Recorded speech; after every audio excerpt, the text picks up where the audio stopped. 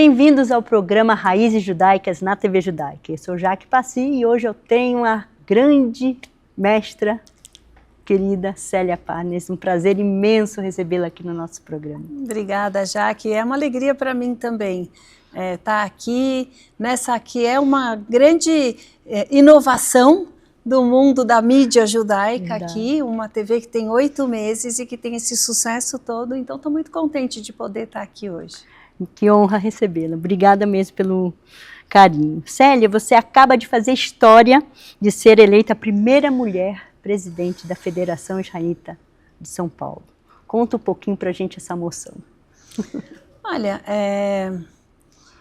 na verdade, eu obviamente estou muito contente, estou muito honrada e muito motivada.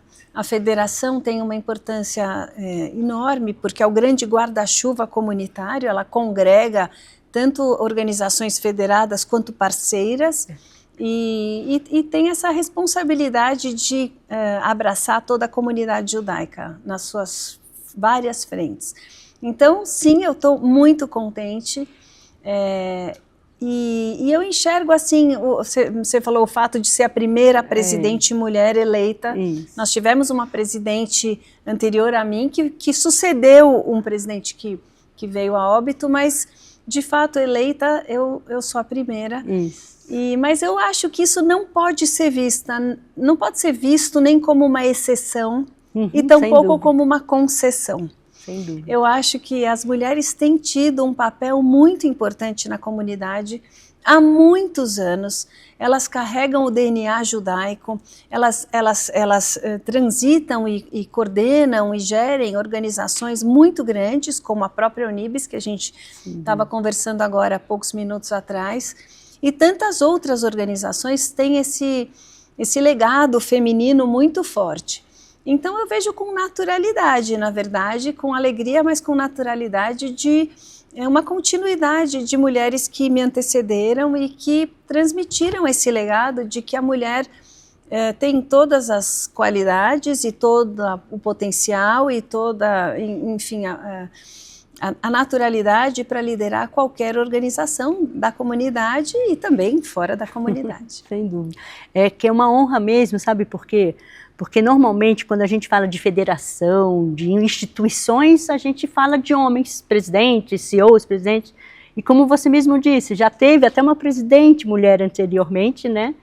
E que para mim é uma surpresa, porque eu não conhecia, não sabia, e por isso eu abri fazendo essa pergunta para você, e eu fico muito feliz de você trazer para a gente essa informação. Não, mas você tem razão, de fato, quer dizer, tivemos uma presidente que foi, vamos dizer... foi uma situação que aconteceu e a vice-presidente assumiu, que foi a Vera Bobrov. Sim. Mas, de fato, eleita, eu fui a primeira e nós estamos em 2026. Pois é. Ai, meu Deus. Com a sua identidade judaica e os seus valores que você recebeu, como que você lida com eles no seu dia a dia? Nossa, isso faz parte... muito da forma como eu tomo as decisões, como eu faço as escolhas. O meu DNA judaico permeia, na verdade, o meu dia a dia, não só na federação, mas na vida, né? Eu venho de uma família de muito trabalho voluntário, de muito engajamento. Meu avô já, enfim, participou de fundações de sinagogas, o trabalho na Hevra Kadisha, meu pai sempre atuou na Hevra Kadisha, minha mãe também, meus irmãos nas escolas e também na Hevra. Eu tive uma atuação na Unibis por muitos anos, desde os 14 anos. Então, essa parte de justiça social e engajamento voluntário sempre foi visto por mim na prática dentro da minha casa. Mas eu também estudei no Beit Hinor, no Yavne, que é uma escola que te dá uma base muito forte judaica e de erudição mesmo da Torá e dos livros e das rezas e do Sidur e de tudo que é mais visceral, né, para a comunidade judaica. E eu tive isso no meu dia a dia, com muita naturalidade na minha formação. Então eu tenho muita facilidade em ligar as coisas de ordem prática com toda essa minha bagagem judaica. Então permeia cada decisão, cada olhar, a sensibilidade é uma coisa assim que eu desenvolvi muito com base nas coisas que eu aprendi, tanto em casa quanto na escola e no trabalho voluntário. E a sua família, a origem dela vem de qual país? Uau, mas é um mix, é um mix. Na verdade, pelo lado do meu pai, da Polônia. Né? Meu pai nasceu na Polônia e veio muito pequeno para o Brasil. Pelo lado da minha mãe, o pai dela veio da Turquia e a mãe dela é de origem marroquina, mas ela já era a 4ª geração de judeus marroquinos no Brasil. Então eles vieram há muito tempo. Então eu tenho esse... Então tem um Ashkenazi e um Sefaradi. Exatamente. Que maravilhoso, igual eu.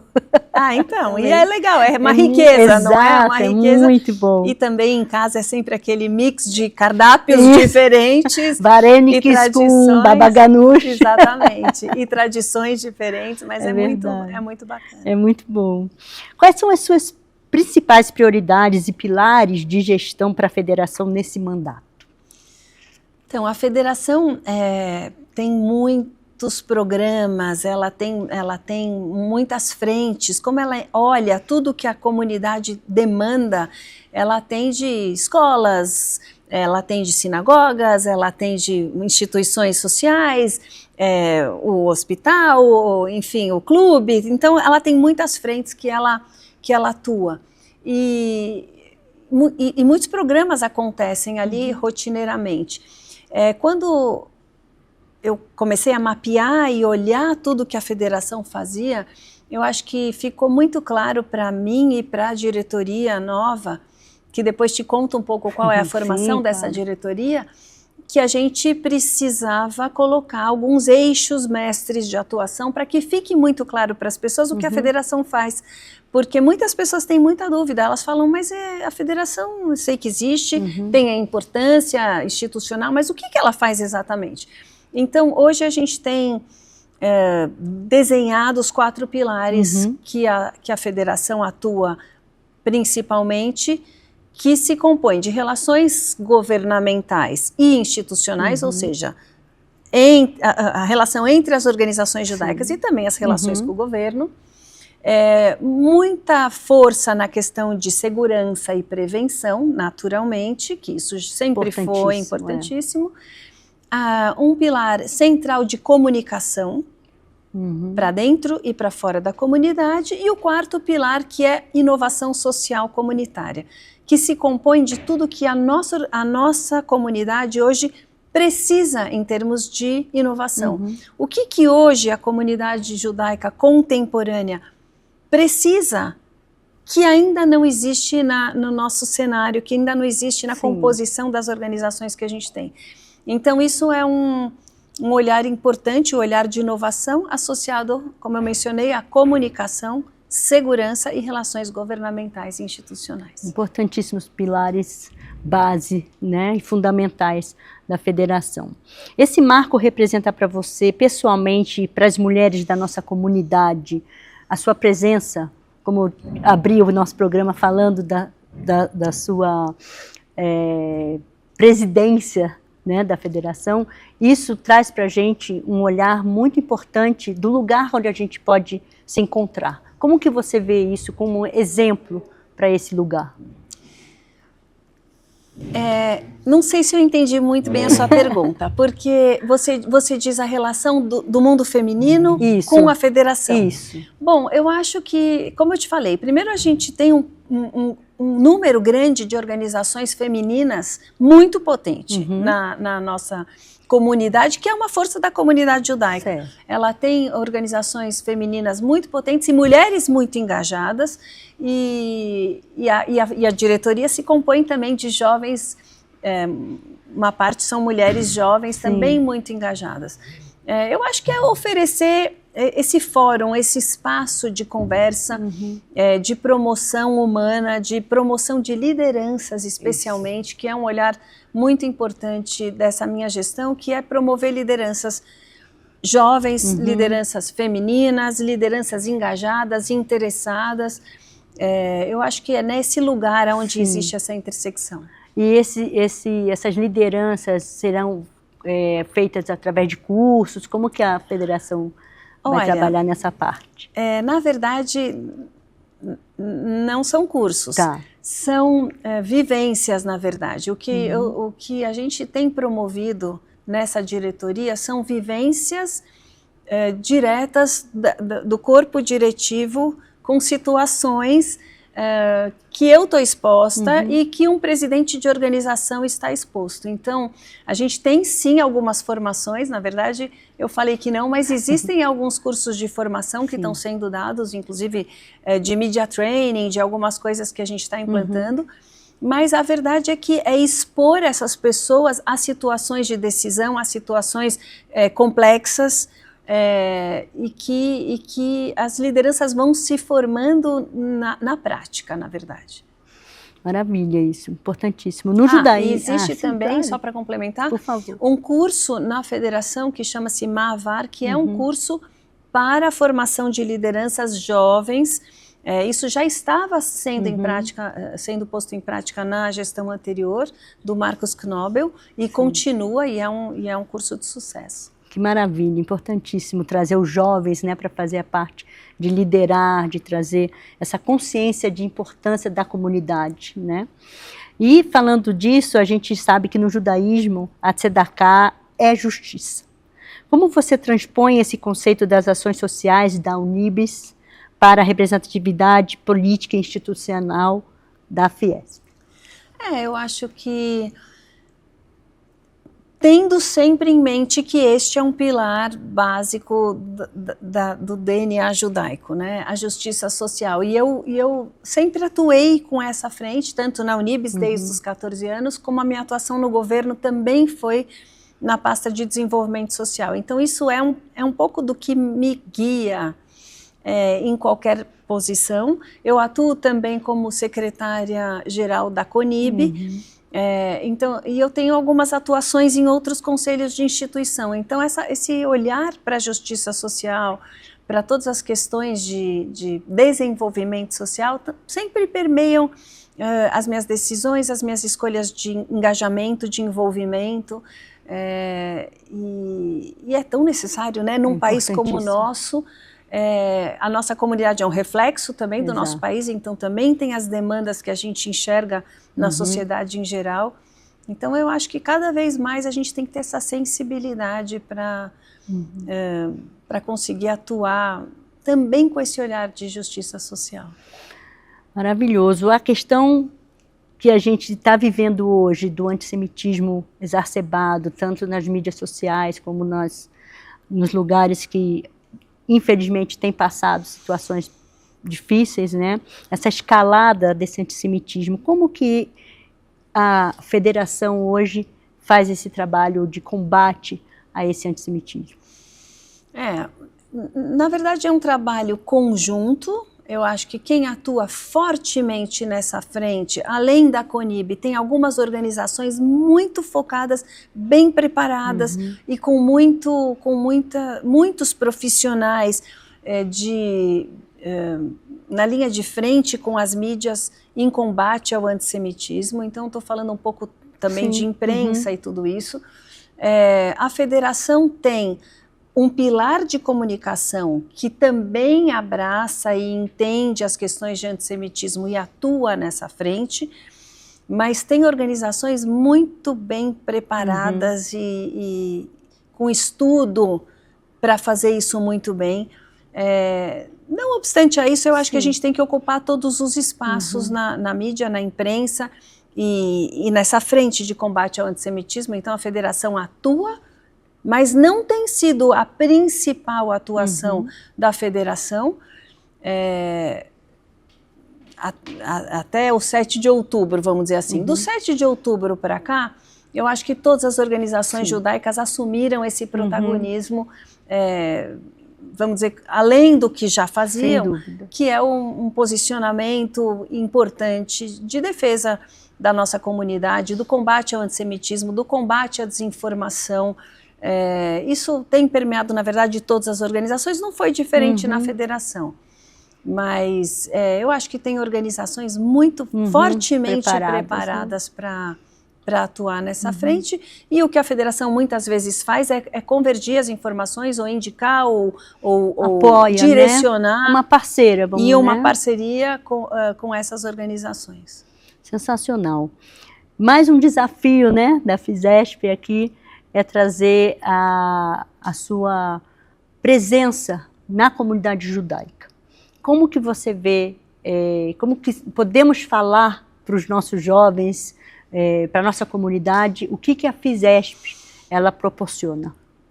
Eu acho, como eu te falei, não era simples de entender, porque a federação tinha uma atuação ampla, mas se eu puder deixar bastante claro o que a federação faz e de forma bem sucinta e objetiva, ela faz a relação da nossa comunidade com os governos, além da relação entre as instituições judaicas.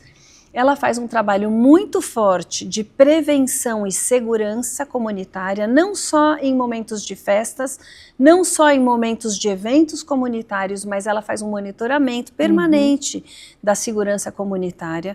Ela tem uma atuação importante em comunicação intra e fora da comunidade, e ela tem um papel de enxergar o que pode ser inovação comunitária e incubar novos programas e novos projetos que a comunidade, neste momento, identifica necessários e incuba, acelera e depois autonomiza.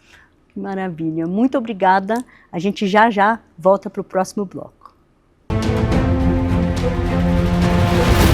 Estamos apresentando...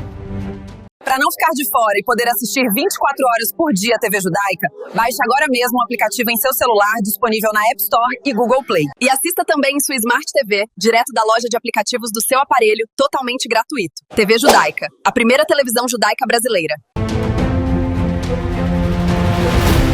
Voltamos a apresentar.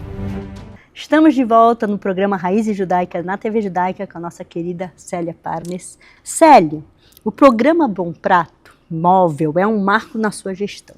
Como sua sensibilidade pessoal guiou esse projeto para alcançar o que mais precisava alcançar? Muito contente e fico muito contente de ver que é um programa que foi lançado na minha gestão, desenhado na prancheta ali da secretaria, no momento que eu pude, enfim, optar por esse programa e desenhar esse programa, e que ele vem crescendo. Por um lado, é triste porque a demanda social não para de crescer, por isso o programa cresce. Por outro lado, é um programa tão robusto, porque o Bom Prato, como programa original, existe há 20 anos, mais de 20 anos. Ele sempre ofereceu refeições muito boas, muito nutritivas, ricas, bem feitas, por R$1. Ele nunca mudou o valor. Inclusive, na época da pandemia, ele deixou, inclusive, de cobrar R$1 de pessoas em situação de rua. Então, assim, eu tenho um orgulho enorme de ter ampliado muito esse programa. Na verdade, quando eu assumi, eu acho que a gente não chegavam a 30 restaurantes, e ao final da gestão nós tínhamos 100, incluindo os Bom Pratos móveis. Então, foi uma força muito grande de ampliação. Eu reputo esse mérito ao governador João Dória, que era o governador, que impulsionou também esse programa de forma muito importante, e o vice-governador, que era o Rodrigo Garcia na época. Mas eu fiquei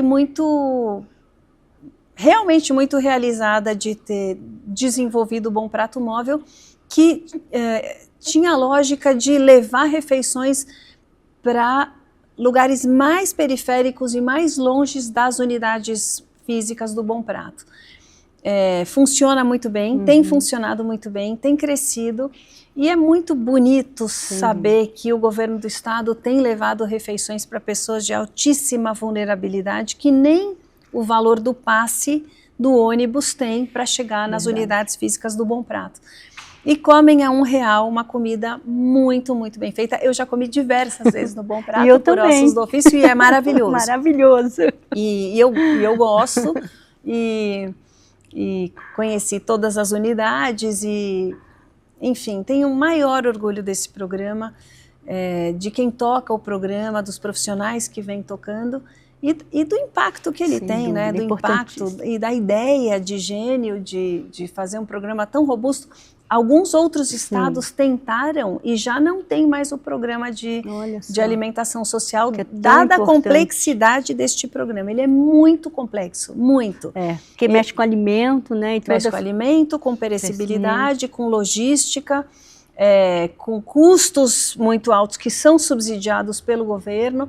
É um programa muito complexo, que envolve pessoas. Você imagina que na pandemia nenhum restaurante fechou, pelo contrário, a gente ampliou para café da manhã, almoço e jantar, coisa que era só almoço.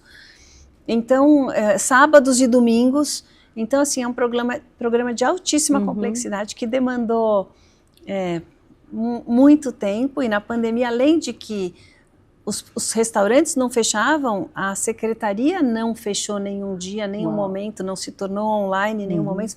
Poucas secretarias não fecharam, 4 ou 5 secretarias não tiveram nenhum trabalho online, vamos dizer assim.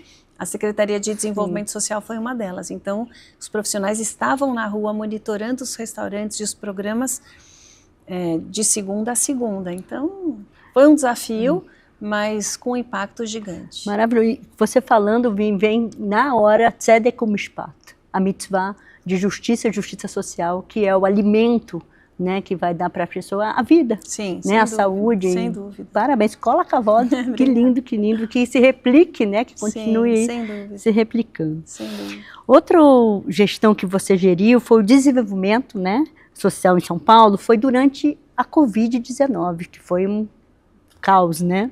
Onde você buscou forças e resiliência para liderar um momento de tanta incerteza? Já que eu não sei onde a gente busca forças, não sei te dizer. Eu acho que determinadas posições que você assume, você nem imagina o combate que virá nessa posição. E ao assumir a Secretaria de Desenvolvimento Social, eu não vinha da gestão pública. Na verdade, a Unibis tinha parcerias com a prefeitura na época que o João Dória era prefeito. Isso chamou a atenção dele. Então, quando ele assumiu o governo, ele me convidou para assumir a Secretaria de Desenvolvimento Social. Eu não vinha desse mundo. Para mim, foi um grande aprendizado de pilotagem com avião em voo, porque nada para você aprender sobre gestão pública. Então, foi um mega desafio. Eu também não tinha um time que eu pudesse ter trazido, porque eu teria que ter trazido esse time da Unibis. Então, foi um time que eu encontrei na secretaria e que eu fui, vamos dizer, torneando e lapidando e selecionando naturalmente ao longo de 2019. E 2020 veio a pandemia. A gente passou quase 2 anos lutando contra um vírus durante um mandato de 4 anos. Então, da onde você encontra forças? Não sei, eu acho que é da coragem de assumir uma posição como essa, de uma pasta que neste momento era vital, porque é a pasta que cuida da população em extrema pobreza no estado de São Paulo, que não podia ir ao trabalho, porque estava em casa, não tinha mais ganhos. Então a secretaria cuidou tanto de transferência de renda quanto de transferência de alimentação, não só o Bom Prato. A gente tinha o programa Alimento Solidário, que eram caixas de alimentos que iam para as casas das pessoas de baixa renda e de extrema pobreza do estado de São Paulo inteiro. Eu lembro. 465 municípios. Então, assim, o desafio era gigante. E a coragem acho que vem da compreensão de que você está no lugar decisivo para a vida de tantas pessoas neste momento. E você tem a condição de mudar essa rota de alguma forma, esse destino de alguma forma. E eu acho que eu me imbuí muito fortemente dessa possibilidade, tanto que eu consegui fazer da secretaria uma secretaria muito maior do que ela era quando eu entrei. Porque ela, de fato, tinha uma importância durante a pandemia e era visceral que ela crescesse, não só em termos de programas, mas em termos de orçamento.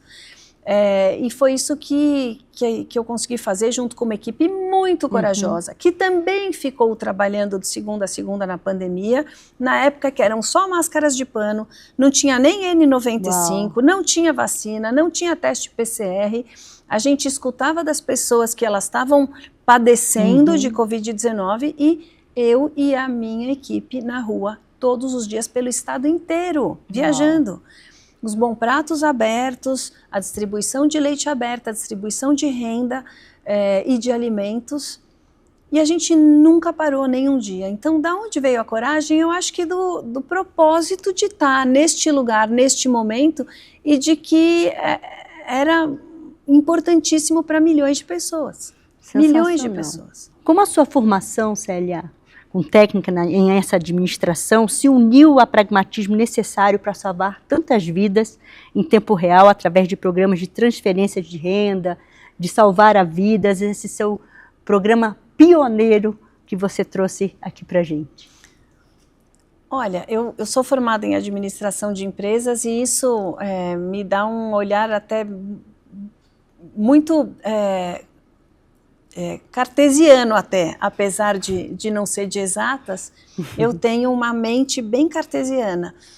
Por outro lado, a minha atuação voluntária sempre foi no social e no desenvolvimento social e essa coisa coração.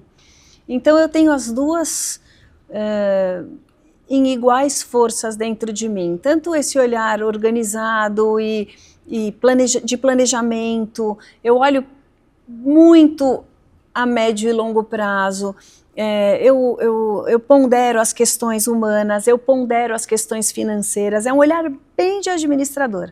Por outro lado, eu aprendi, inclusive aprendi muito com as assistentes sociais da Unibis, como muitas vezes desconsiderar os números e olhar o que está por trás da história de cada um. Porque nem sempre as estatísticas mostram a realidade quando o tema é vulnerabilidade social. E eu aprendi muito com as assistentes sociais, porque de fato você não consegue olhar um gráfico, uma estatística e não entender que tem uma fragilidade nessa história, uma particularidade na história de uma família, de uma pessoa. E isso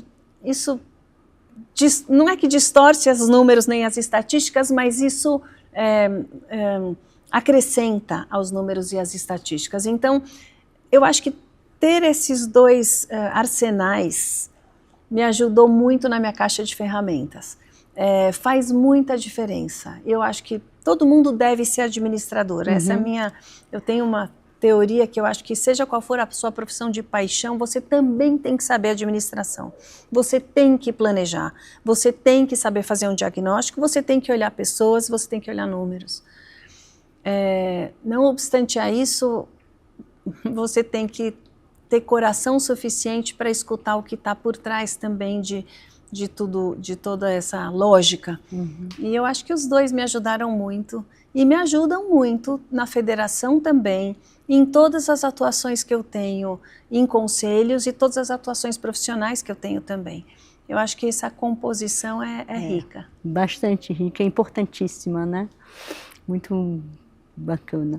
Como conselheira do grupo de empreendedoramento, de liderança feminina, qual a importância de ver mulheres ocupando esse cargos de maior decisão de conselhos e cargos de serem CEOs nas outras empresas? Como que você vê isso? Dentro da sua equipe, a maioria são mulheres, não são mulheres? Como que você lida com isso hoje? Porque a gente sabe que o empoderamento da mulher hoje também é questão, né, social, né? Então, eu vejo as pessoas e suas qualidades e suas qualificações e seu potencial e sua vontade, sua energia, seu engajamento. Eu olho tanto para isso. No mundo governamental, por exemplo, é um mundo muito masculino. Não foram raras as vezes que eu era a única mulher numa sala exclusivamente masculina, ou uma entre muito poucas. E eu acredito no que você está trazendo para esse lugar com as suas qualidades, muito mais do que o seu gênero, mas eu entendo isso que você coloca, porque de fato a gente precisa reforçar cada vez mais a presença feminina nos fóruns de decisão, que são os fóruns que menos têm mulheres. São os fóruns de decisão, são os fóruns mais altos. E isso exige sim uma impulsão. De fato, isso exige uma impulsão, porque se não for assim, naturalmente mais homens ocupam fóruns de decisão, acaba acontecendo organicamente, porque eles são em maior número nesses lugares. Então eu acho que você tem razão, acho que precisa uma impulsão, um olhar e uma energia especial para levar mulheres cada vez mais ao topo das cadeiras decisórias. Eu enxergo nesse sentido o fato da mulher ser mais acolhedora, né? Porque, por exemplo, o seu trabalho na assistência de alimentação, de saúde, da vida em geral, né? Então eu acho que isso tem muito mais feminino nesse lugar de gerar, né? Dentro de empresa, dentro de instituições, onde a maioria é masculina, por isso que eu te trouxe esse... eu não sei se é isso, eu acho que tem perfis e perfis. Tem mulheres com esse perfil, tem mulheres com perfis diferentes, tem muito técnicas, muito acadêmicas, muito cientistas, muito lógicas, muito acolhedoras, como a sociedade como um todo, tem mulheres com os vários perfis.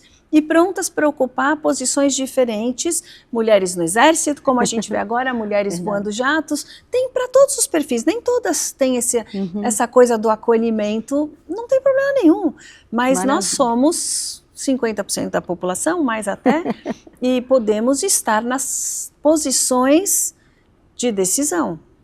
Eu acho que esse é o ponto. Maravilhoso. A gente já volta após os comerciais. Estamos apresentando TV Judaica em Foco é um programa que traz informações de qualidade, reflexões atuais e uma visão ampla sobre os temas que impactam o nosso dia a dia. A cada edição exibe entrevistas com personalidades do Brasil, de Israel e de diversas partes do mundo. O programa também conta com reportagens exclusivas produzidas pela equipe de jornalismo da TV Judaica. Programas inéditos vão ao ar às terças e quintas-feiras às 22 horas, com reprises aos sábados às 23 horas e domingos às 21 horas. Baixe agora mesmo o aplicativo em seu celular, disponível na App Store e Google Play. Moço, por que o senhor tá correndo feito louco? Não posso perder o programa em Foco, vai começar às 21 horas.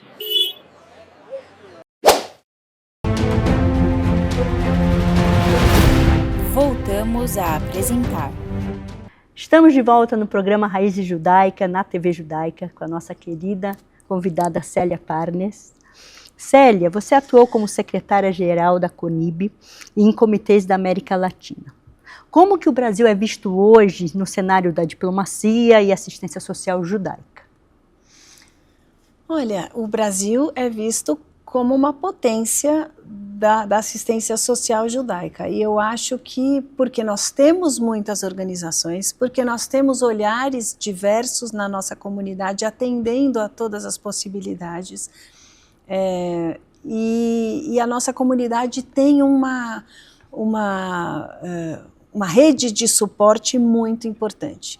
Nós temos escolas, nós temos clube, nós temos hospital, nós temos as organizações de assistência social fortes. O Brasil tá bem posicionado, eu posso falar especialmente sobre o estado de São Paulo, que me cabe hoje à federação, mas eu posso te dizer que a gente tem uma boa estrutura comunitária, existe até um olhar na federação da gente tentar identificar um indicador social judaico. Uau. E qual é esse indicador e como nós estamos aqui em São Paulo nesse ranking, vamos dizer assim. E certamente a gente vai estar bem. Nós temos uma estrutura, nós temos uma comunicação entre os assistentes sociais que se falam, especialmente agora pensando em casos sociais, nós temos a potência do programa do Fundo de Bolsas, nós temos algumas potências aqui que são muito únicas da nossa comunidade e que dão um conforto comunitário importantíssimo. Então eu reputo como excelente a nossa rede judaica. Sem dúvida. Maravilhosa. O que os jovens, Célia, da comunidade podem aprender com a sua jornada sobre o equilíbrio entre uma carreira profissional de sucesso e o serviço comunitário? Puxa, se eu posso servir como exemplo, eu acho que as duas coisas têm que ser endereçadas paralelamente. Eu acho que durante o desenvolvimento da vida, a gente deveria olhar as duas coisas caminhando lado a lado. Não precisa ser, eu vou até aqui na minha vida profissional com muita potência, quando mais para adiante eu vou me envolver com voluntariado. Eu não acho que precisa ser dessa forma. Eu acho que o trabalho voluntário ele pode caminhar com você durante o seu crescimento. E, na verdade, em qualquer fase da vida. E eu acho que quanto antes começa, melhor. Eu comecei aos 14 anos, na Unibis mesmo, e fui sendo voluntária, brincando com as crianças na creche, fazendo um voluntariado divertido e prazeroso, que foi o que, eu acho que foi o que me pegou, mas eu acho que isso virou quase que um plano de carreira. Eu acabei virando diretora, vice-presidente, presidente do conselho, e foi isso que me levou a um cargo no governo, que é o segundo cargo mais alto do governo, que é secretária de Estado. Então,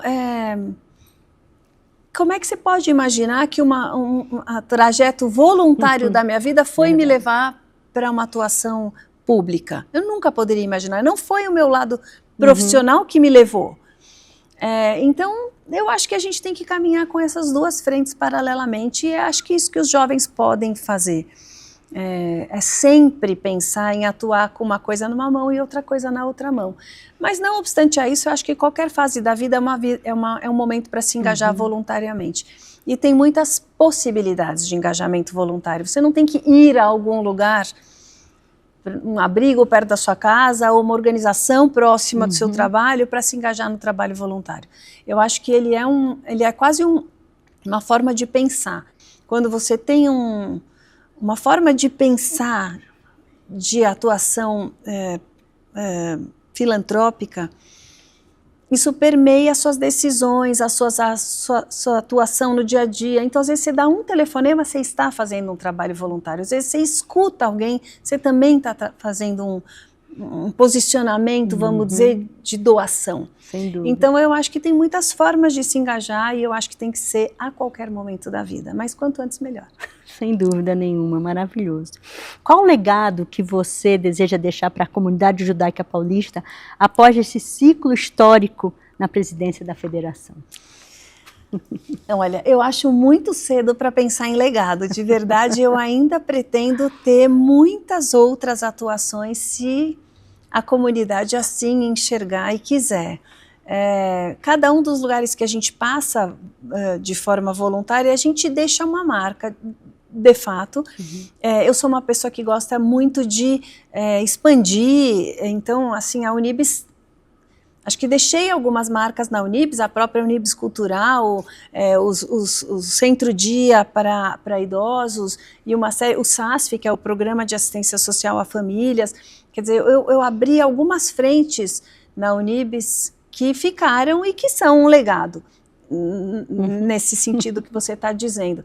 Eu acho que na federação, certamente eu vou deixar algumas marcas, mas um legado comunitário eu acho que eu pretendo deixar ao longo da minha vida, porque eu tenho essa atuação, como eu te falei, na CONIB também. Acredito que lá eu tenho uma atuação muito na frente do governo federal, na relação com Brasília e a esfera executiva e legislativa do governo federal. Então, acho que isso também é um legado. Acho que cada posicionamento e cada cadeira que a gente ocupa, a gente deixa uma marca. Legado comunitário, acho que eu pretendo deixar ainda ao longo de muitos anos, mas na federação eu acho que é uma coisa contínua.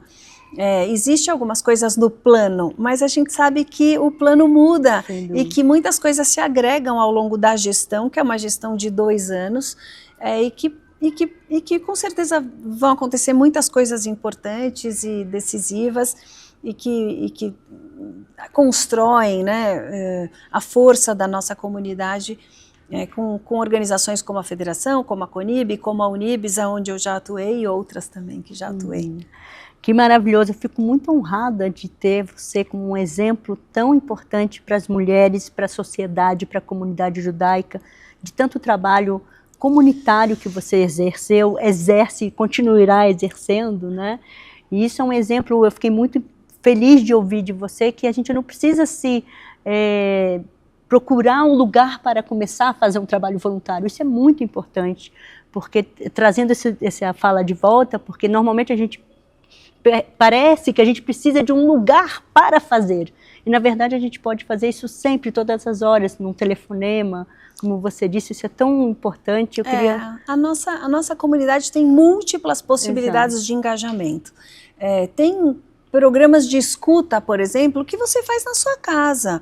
Tem programas de envolvimento físico, onde você precisa se deslocar e quer fazer uma atividade. Tem também. Tem para todas as idades, para todos os nichos, para todos os gostos.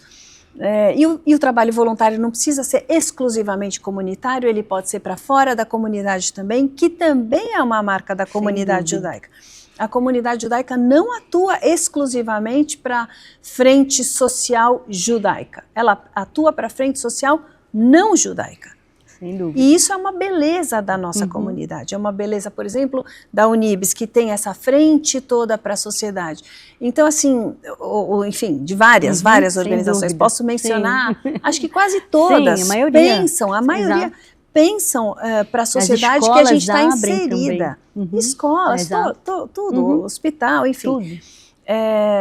Então, eu acho que a marca social da nossa comunidade, a justiça social como o judeu a enxerga, é para toda a sociedade. Exato. Então, eu acho que as alternativas de voluntariado são milhares. Milhares. Muito obrigada pela sua presença aqui com a gente. Foi uma honra muito grande estar com você no Raízes Judaica. E você que está aqui nos assistindo, muito obrigada pela sua audiência. Não esqueça de baixar o aplicativo e nos vemos no próximo programa, se Deus quiser. Um grande beijo. Shalom.